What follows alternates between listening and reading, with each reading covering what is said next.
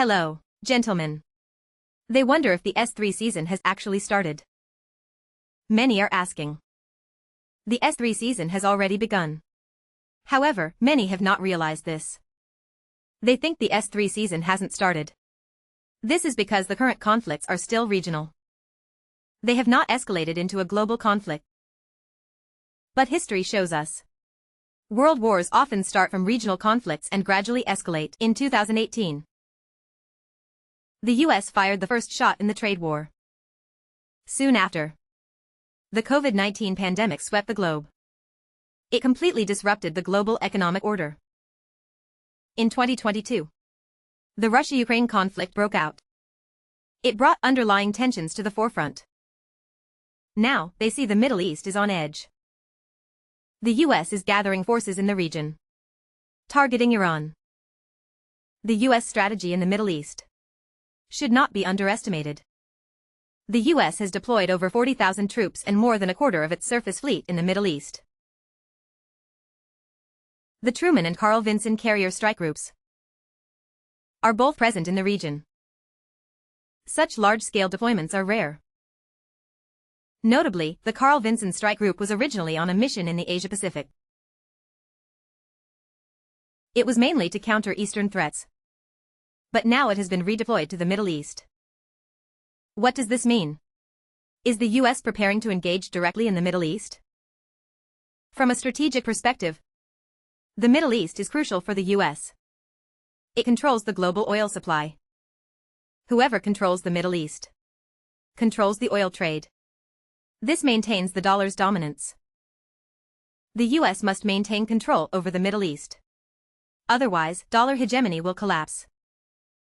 Since October 2023, the Houthis have launched over 1,000 missile and drone attacks against US forces and commercial ships in the Red Sea. This is not mere harassment. It's an economic war. The Houthis have shot down 15 US MQ-9 drones, each worth $35 million. Total losses exceed $500 million. What's more embarrassing for the US is that the Houthis have forced the US to fire $2.4 million missiles to intercept with $20,000 drones. This asymmetric warfare costs the US $50 million a day in military expenses. Yet it still cannot secure the Bab el-Mandeb Strait. The US now faces a dilemma. Continuing to stay in the Middle East will exhaust its treasury due to the Houthis. Losing control over the Middle East means the collapse of dollar hegemony. Thus, the US may choose a third option: directly engaging to resolve the Houthi and Iranian issues. On April 7 to 8, China, Russia, and Iran held a trilateral meeting in Moscow, officially discussing the Iran nuclear issue. But Russian Deputy Foreign Minister's remarks provoke thought. He stated that a US strike on Iran could have severe regional consequences. However, if an attack occurs, Russia has no obligation to provide military assistance to Iran. Is this statement a smokescreen? Does it imply to the US? If you want to engage, I won't stop you. Russia is currently focused entirely on Ukraine. It has no time for the Middle East. Meanwhile, Iran is now at its highest state of readiness. All military units are on alert 24/7. Underground missile bases have been activated. The Air Force is on patrol. Iran is prepared for direct confrontation with the US. Even if the US decides to engage in the Middle East, Europe is unlikely to offer substantial help. Although the British Prime Minister announced an additional order of £1.6 billion for air defense missiles, French President Macron emphasized that Russia should not be allowed to breathe easy. The German Chancellor has also provided military aid totaling €110 billion. However, these are all for Ukraine, not for the Middle East. Europe is already exhausted by the Russia-Ukraine conflict. Its economy is declining, and public discontent is rising. They have no energy to participate in a new war in the Middle East. At most, Europe will only verbally support the US. In reality, they will not send any troops to fight. Since the 2024 joint military exercise, the Eastern Theater has conducted several unannounced drills, sending a message to the U.S. That is, all their resources are focused elsewhere.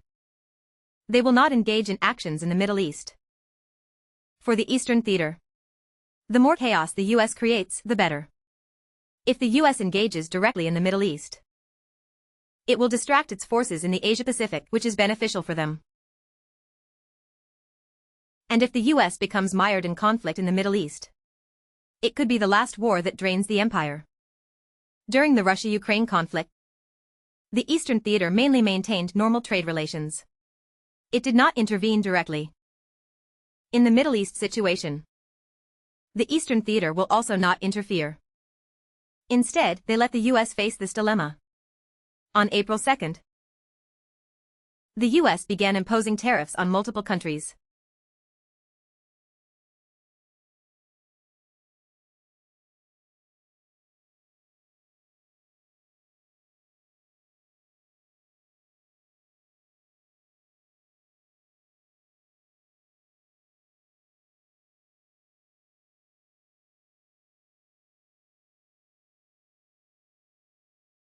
This action seems aimed at protecting the U.S. economy. In reality, there are deeper considerations. Firstly, it is about maintaining the core position of the dollar in international settlements. By threatening de-dollarization, countries face a 100% tariff increase. This forces South Korea, Vietnam, and Australia to comply, ensuring they continue using the dollar for international trade settlements. At least, this is a test of compliance. The tariff policy tests countries' loyalty to the U.S. The EU chooses a strong countermeasure, while Japan quietly sells off U.S. bonds. Australia, on the other hand, chooses to compromise. The U.S. clearly sees the divisions among its allies. Ultimately, the goal is to provoke a trade and financial war with the East. It attempts to short the East's stock and financial markets in military, diplomatic, and technological aspects. The U.S. has no cards left to play against the East. Only this financial card remains. In response to U.S. provocations, the East adopts a very strong stance. It chooses to stand firm. The East not only resolutely opposes U.S. unilateral actions on the international stage, but also demonstrates its determination through a series of actions. In 2024, the East's intercontinental missile test sends a clear message to the U.S. That is, all Americans are within reach. The Pentagon gives a positive evaluation, indicating the East's actions help calm the White House. Behind this statement is the U.S. military's recognition and concern for the East's military strength. As a military expert stated,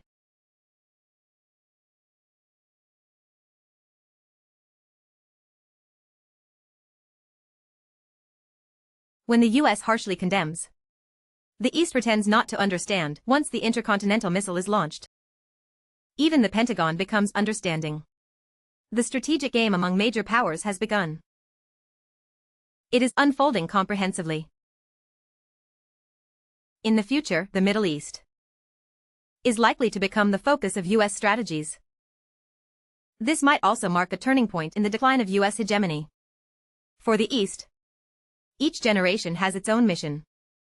Each generation faces its own challenges. In the face of a complex international situation, it is necessary to maintain a calm mind. It is crucial to steadfastly protect one's own interests. U.S. actions in the Middle East will directly impact the global geopolitical landscape. If the U.S. chooses to take military action against Iran, the entire Middle East will plunge into greater turmoil. This will not only affect global oil supply, but also trigger a new wave of refugees. It will further exacerbate internal conflicts in Europe.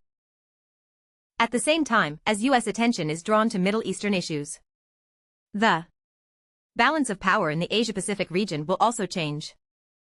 The East will have more space to promote its strategic agenda.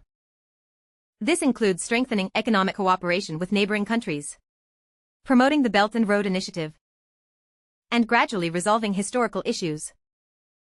The countdown has begun. The international situation is truly unpredictable. The competition among major powers is intensifying. In the face of this situation, it is necessary to remain vigilant and maintain confidence.